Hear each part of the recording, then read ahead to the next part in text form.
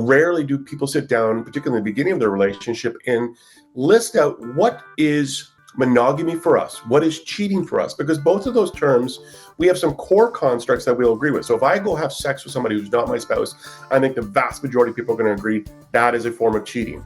But what happens if I go to a strip club? What happens if my partner is masturbating without me? What happens if she's watching pornography without me? Is that a form of cheating? And a lot of people say, actually, yes, that is cheating. I will disagree. But that's actually the crux of the issue, and it goes back to your comment about communication. If you don't identify what is monogamy for you, you are likely setting yourself up for a lot of potential pitfalls. Hi, everybody. Just a quick warning that today we're going to be covering some difficult topics like cheating and having affairs. So if these are triggers for you or anyone around you, I just wanted to give you a quick warning. We are speaking to Paul Keable today. He is the Chief Strategy Officer of Ashley Madison, and we're going to be talking about why people cheat. And it's not a black and white issue. So I'm trying to be open to this conversation, and I hope you are too.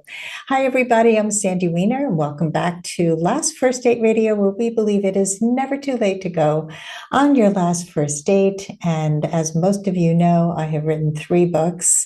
My latest book was published in September of 2024, and it's called Love at Last. Here's a copy if you're watching on YouTube. It is true stories of people who fell in love later in life. And I wrote this book to give people hope. Whether you're in a relationship right now or you've never been able to find love, I hope these true stories inspire you to keep on the journey to go on your last first date. And all 3 of my books are now available on Amazon for Kindle, paperback, and Audible. Before I bring on Paul, I want to invite you, if you're not yet a member of my Facebook group, Your Last First Date, to join us over there. It is a safe and sane space, which is extremely unusual in the world of groups on social media. So join us at Your Last First Date. And now for my guest, Paul Keable. He is the Chief Strategy Officer of Ashley Madison, and he oversees the strategic direction of Ashley Madison, emphasizing discretion, authenticity, and innovation within the dating industry. Under his leadership, the platform has implemented initiatives like user verification through government IDs, so they have less fraudulent activity and they build trust among their members. Welcome to the podcast, Paul. Thank you so much. I really appreciate you taking the time to chat with me today. Let's get right into the tagline of Ashley Madison, which is "Life is short, have an affair." And so let's talk about why people do have affairs. Why is Ashley Madison so popular? Yeah, it's a really interesting thing. We all are aware that infidelity occurs. It's a great subject matter for a lot of our entertainment, between movies and TV shows over the generations. And of course, curiosity always rises to the top when we hear about various celebrities or politicians having affairs. And so the reasons why often are misconstrued or mythologized, I think. And we often see, particularly in the world of entertainment, the idea that the big, powerful man with the high libido chooses to cheat out of, just because he can, or, an over-indexed sexual desire. And what's interesting is we've actually had some research done. A professor from the University of Missouri came to us a few years ago, Dr. Alicia Walker, and she really wanted to study why do men cheat versus why do women cheat? Because we have these ideas in her head, but she really wanted to delve into it because there isn't a lot of research on it. And so obviously we were a great resource. And her findings were very different, I think, than what most people have come to understand. 80% of the women in the study were cheating because they were in a sexless or orgasmless marriage. And so they would say in the follow-up interviews that they love their spouse, their life, their family. They weren't looking to change it, but nor were they willing to compromise on their sexual satisfaction. So they sought to outsource their intimate needs to Ashley Madison. And what's actually interesting about that is a secondary study done by Dr. Ashley Thompson out of the University of Minnesota, Duluth, showed that up to 30% of our members who had affairs felt that their primary relationship improved. And I think particularly from the female equation, that makes sense, because if I'm in a deeply unsatisfying sex life, that's going to create a lot of stress. That's going to create turmoil within, my relationship and in my day-to-day life potentially. And when that, issue is satisfied, I can go about being a happier person. And I've heard these words directly from many of our female members. I'm a better mother, lover, and wife because of my affair. But what was really interesting from my perspective is the reasons why men cheat. The majority of men in this study from Dr. Alicia Walker again were seeking emotional validation. And when you dive into it, from a Western civilization standpoint and cultural standpoint, it actually kind of makes sense, because we live in a world where men are told to be stoic, suppress our emotions, and, be the provider of the household, the man of the house kind of an idea. And we're not given the kind of compliments that, one expects and sees from, husband to wife. Oh, I really like that dress. I like the way you did your hair. We don't talk about those things from men. And men are missing it. Whether they realize it or not, that's what they're ultimately looking for a lot of the times when they're going for an affair, which is quite the opposite, I think, of what most people believe is happening behind the scenes. I get all that. I actually totally understand why women would cheat, why men would cheat. I think a lot of marriages are sexless. I mean, somebody asked me the other day, who was considering hiring me, she asked me if I was married. And I have been married in a very unhappy marriage for 23 years. And I'm happily unmarried now. I don't think marriage is a standard for success. I think a lot of people are unhappily married. And I think people don't know how to have relationships.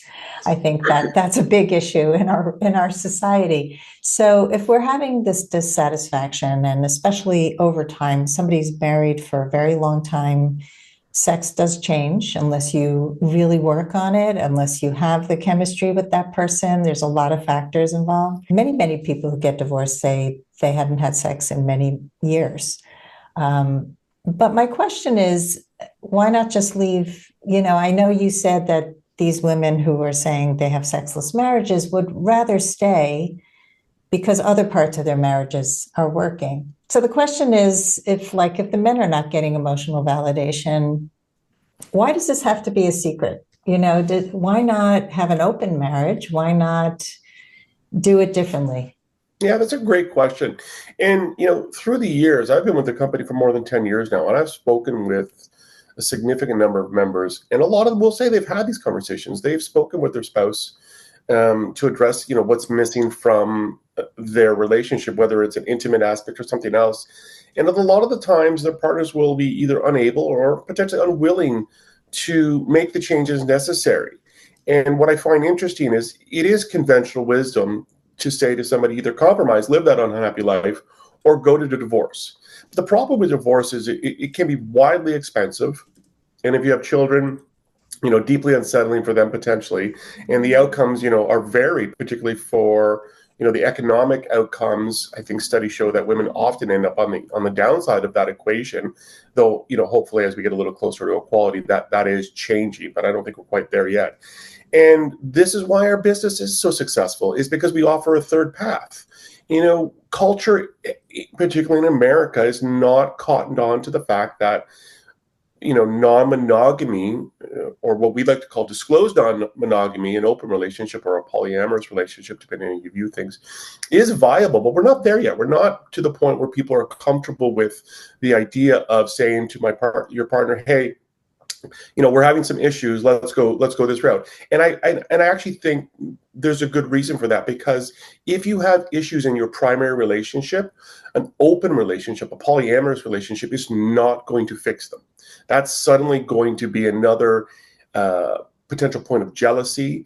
Going into an open relationship is only going to work, and you can talk to people who have explored the space, if you already have a solid foundation. It's like telling people, you have some issues with the relationship, go have a kid. Having kids is not an ideal thing to do if you're already having issues in your relationship. So open relationship is not going to be a valid answer in that standpoint. So if you do love your spouse, so if we're in a situation where there isn't things like abuse or, significant issues that are causing you to be unhappy across multiple partly relationship, and it is boiled down to an intimacy issue, maybe an affair is the right thing. And there's ways to go about it in a fashion that, can satisfy your needs while protecting your spouse's feelings. And I know people don't particularly enjoy hearing that, but it's an absolute truth. And what you say about polyamory and open relationships is so true. I think that people don't realize the level of mental health that you need to have an open relationship, the amount of communication that you need, the open communication, which is missing in so many relationships. So it's not a simple black or white issue. I've had many people on this show who've spoken about many different types of ways of having relationships. So that's not the focus of today's episode, but, I just kind of wanted to put it out there that, the whole idea of affairs and cheating on somebody can be so hurtful. And I have many clients who come to me after being cheated on, and they don't have trust in other people. So, there's many sides of this. Let's talk about the definition of cheating, because I know people talk about the emotional side of cheating, the having an emotional affair, having an actual physical affair. Tell us how you define cheating. Well, that's actually a really great question. And I talk about this quite a bit because when we stand at the altar and we promise fidelity, for better or for worse, for life to our partner, it's a really happy moment for the most part, I think. But no one ever sits down, or rarely do people sit down, particularly in the beginning of their relationship, and list out what is monogamy for us, what is cheating for us, because both of those terms, we have some core constructs that we'll agree with. So if I go have sex with somebody who's not my spouse, I think the vast majority of people are going to agree that is a form of cheating. But what happens if I go to a strip club? What happens if my partner is masturbating without me? What happens if she's watching pornography without me? Is that a form of cheating? And a lot of people say, actually, yes, that is cheating. I will disagree. But that's actually the crux of the issue, and it goes back to your comment about communication. If you don't identify what is your terminology for monogamy, what is monogamy for you, you are likely setting yourself up for a lot of potential pitfalls. And there's an interesting concept. We work with a marriage and sex therapist named Dr. Tammy Nelson, and I think she's quite brilliant. And she advocates for couples to employ 5-year renewable monogamy contracts in their relationships. And the idea is that within 5 years, you change. And what is important to you, or how you see your monogamy working, will change over time. Because if you get married, let's say at 25, suddenly you're 45, who you are and where your parameters are in terms of your relationship are going to change dramatically, potentially. And it's not intended to be an excuse to go do, sleep with other people necessarily. It's intended to ensure that you're having these conversations and thinking purposefully around what is the nature of this relationship, so I don't take what I term monogamy as an assumption and assume that everything is, tickety-boo, when it isn't necessarily. And there is no clear definition of adultery or cheating that's going to get 100% agreement across America. And so I think it boils down to, how do you individually define it as it pertains to your current relationship? And more importantly, does your partner agree with that? Every couple is going to be different. There are people who believe that anybody who watches porn is cheating. Mm-hmm. I don't agree with that, because I think it's pretty common. And, then we'd have no monogamous relationships, because everybody'd be cheating all the time. And I think emotional affairs kind of go back to the dissatisfaction in a relationship where your needs are not getting met within the relationship, and people don't know how to repair. So somebody else could help you with that. And I think the other thing is that we expect one person to be everything for us. And we have redefined, right? We've redefined relationships today as nobody can be everything. And you might have somebody who really satisfies your sexual needs, and you might have somebody else who satisfies your emotional needs, and you might have somebody else who satisfies your need for adventure. And we can have lots of people in our lives. I think when it becomes blurry is when people start to be affected by it. So yeah, what are your thoughts on that?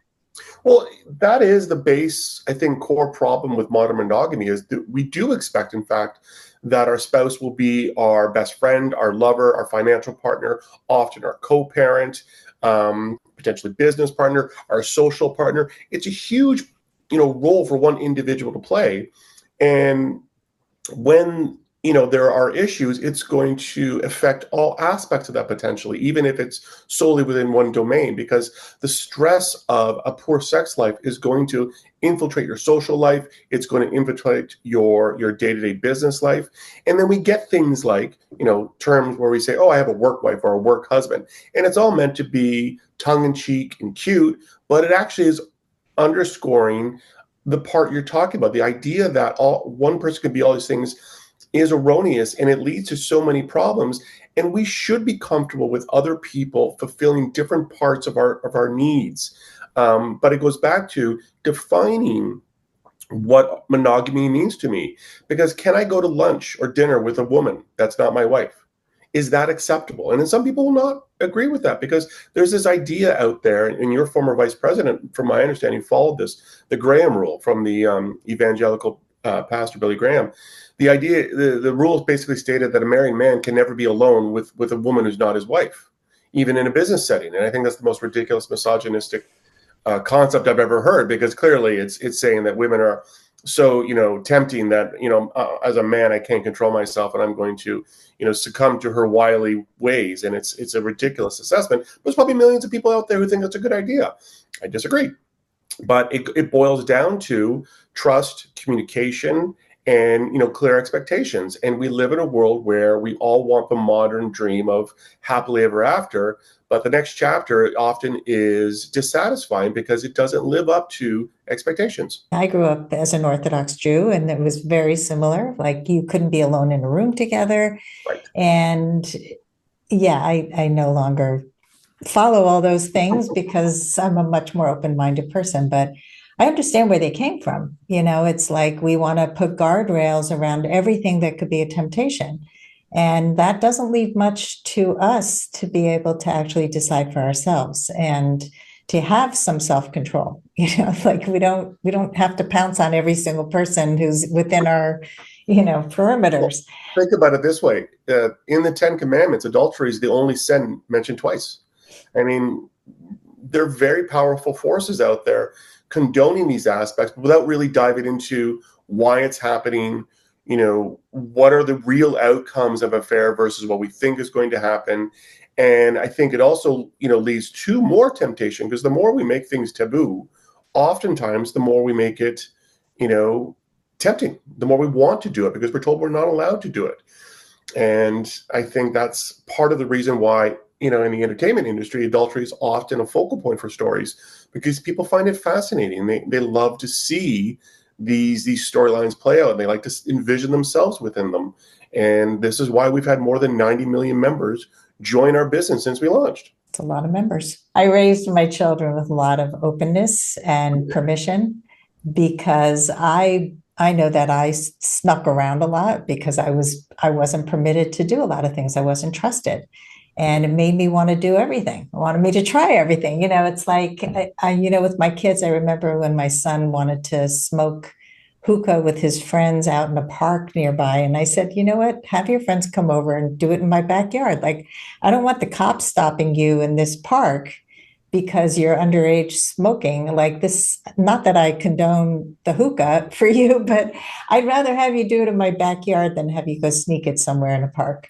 So, they've been very open with me. They're very open about their sexuality with me. And that's what I encourage, because I think we should not be putting a lot of shame on these kinds of things. We should be able to be open and talk about these things.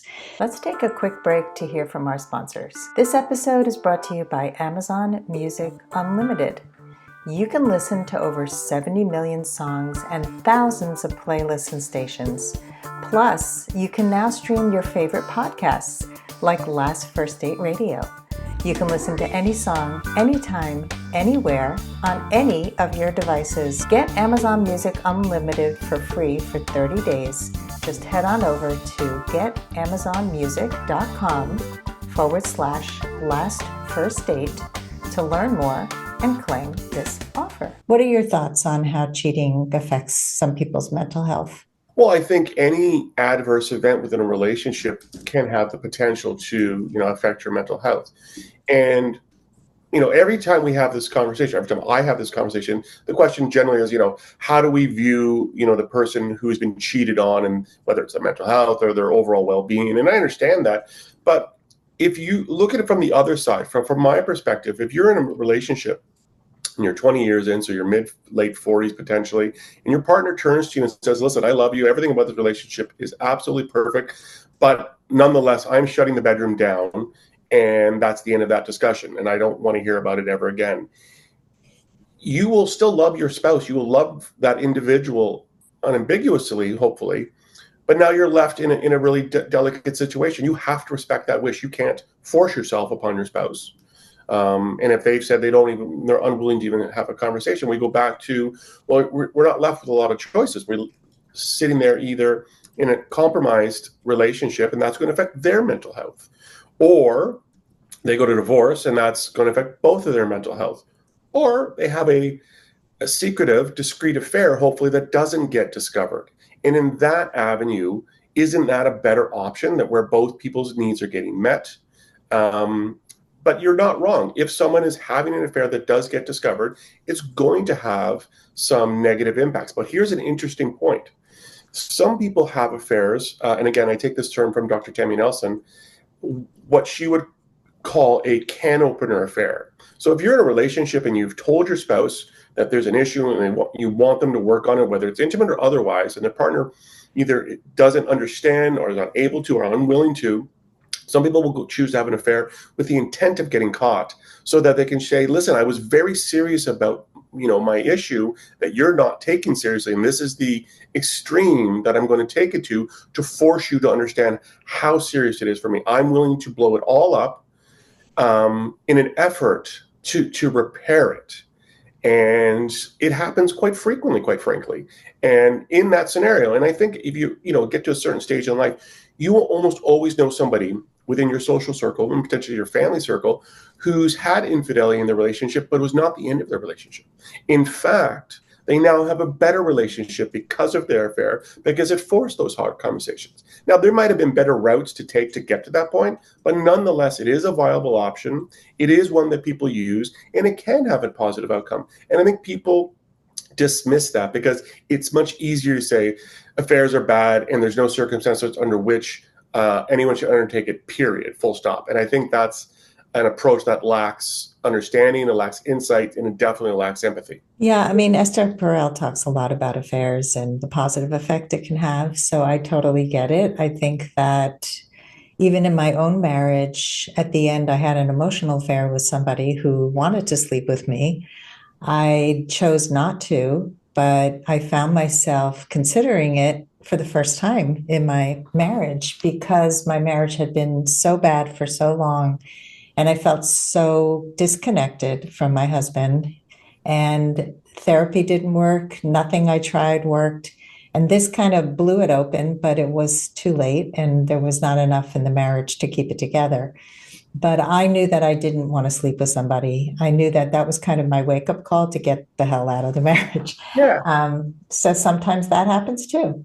Absolutely. I mean, and that's another part of this business that I think people fail to understand is the types of affairs that people have.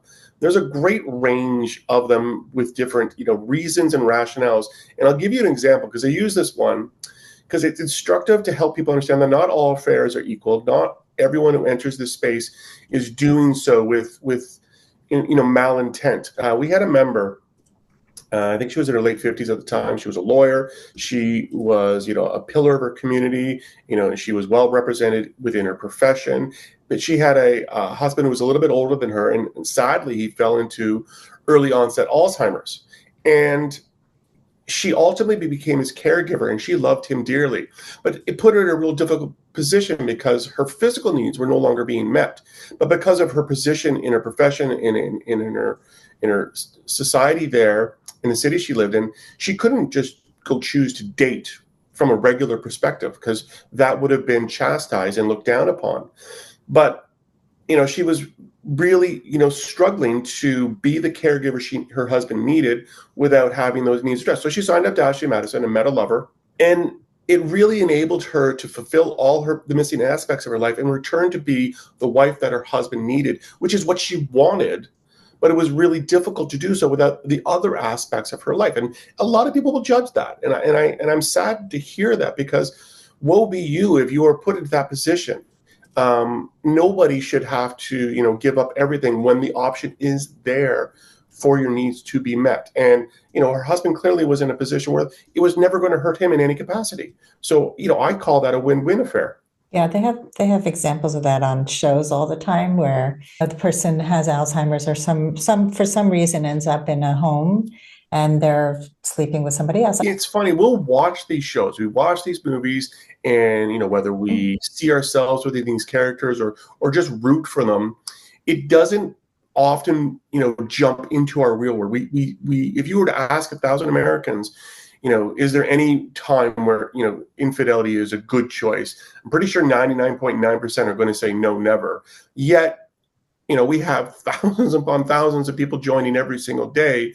So the reality of what we choose to do for us, what we believe is right, is dramatically different. And this is why I talk about these things. I'm not in the business, or at least from a job perspective, I'm not out here to convince happily married couples to have affairs. What I'm trying to do is give, American in society an understanding of why infidelity happens, who's participating in it, what are they looking for in the outcomes. And it's an odd sort of duality as well as being the world's largest married dating app. We're kind of the world's largest marriage counseling service, because if you don't want your spouse to cheat or to sign up to Ashley Madison, listen to us as to why people are doing it, and you can maybe avoid some of these pitfalls in your marriage. Good point.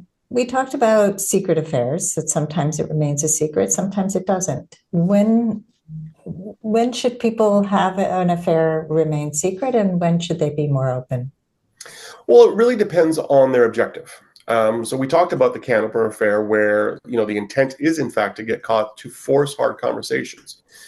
We're in the business of what I like to call successful affairs, which are undiscovered affairs. So that's the vast majority of people who come to Ashley Madison are looking for that type of an affair. But if you're looking for an opportunity to force a change, I suspect that's part of your journey, and you've got to make those decisions. But the other part of that is just to be cognizant of that. If you're going to have an affair with that intent, you're more than likely should be telling your affair partner that, because once you expose your role in the affair, that other individual's life can be potentially impacted as well. The real reason we sort of launched our business is twofold to a degree. In the early 2000s, as online dating was taking off, we read reports, or our founder read reports, that up to 30% of traditional dating sites were actually profiles of married people pretending to be single. So we thought, why not create a space where people could be more honest, ironically, about their intention and what they're looking for. And over the years, what we've come to see is the biggest competition we have isn't other dating apps or like a competitive married dating app. It's actually the office, because that's where traditionally a lot of affairs happen, because you spend so much time at work and business travel, all these different aspects. And we're now in a world where companies truly do not want to have that. We like to say that office affairs are not safe for work. We've seen the CEOs of Intel, of McDonald's, lose their jobs for consensual affairs. And in fact, affairs that had happened years prior to them taking on the CEO role. In fact, Bill Gates was forced to step down from his own foundation for a consensual affair that had happened years prior. And so companies are saying, don't do this. So there's a world out there where if you're going to do it, the traditional old route is more risky and you're more likely to get caught. So back to the origin of the question, when should people tell their affairs? It really boils down to is, what is your intent? What is your objective? If you have a one night stand, the Christmas party, divulging that affair to your partner, I think is really just, guilt shifting. You're trying to unburden yourself from a guilty action. But if you have no intent to do it, no intent to ever do it again, I would suggest maybe that's a chance to go see a therapist and work through your issues on that front. And that's not a reason to disclose necessarily. But if you believe there's an issue in your relationship and you want to force change, that is a potential avenue. I wouldn't personally advocate for it, but we do know that people do choose that. Okay. We believe in having people go on their last first date. And in your world, people are going on lots of first dates. So I'm curious what you would say to anybody who wants to go on their last first date. Well, as a person who, recently came out of a 20 plus year relationship and 17-year marriage, I've been on the dating scene. And what I would say to anybody who's looking to have their last first date is to really start with the internal questions and, thoughts around, what is my intent? What is my objective? Sure, you can go on lots of dates. Sure, you can meet really interesting people, but what type of relationship you're looking for? First and foremost, regardless of the kind of person who that would be, what kind of relationship do you want to be in? And then from there, who is the kind of person you're willing to have that relationship with? And what are the hard stops for you? And, let's just take, for example, politics is a great one. If you're, liberal or a Democrat, is, someone who's on the right side of the political spectrum going to be a deal breaker? You need to really work through these spaces so that you can be upfront and clear. There's old advice that, never talk about family or politics or religion on a first date. I wholly disagree with that. Why waste time with somebody who ultimately is never going to be a partner? Approach it with an open mind. Like, you don't have to be insulting to someone who has a different point of view. But if they're, if they're going to have something that's going to be a deal breaker for you, the earlier you know, the better. So that's the best approach in my mind to, accomplishing the last first date. Thank you. Those are good things to share. I think that most people don't really know themselves when they're getting married or when they're really kind of looking for a life partner.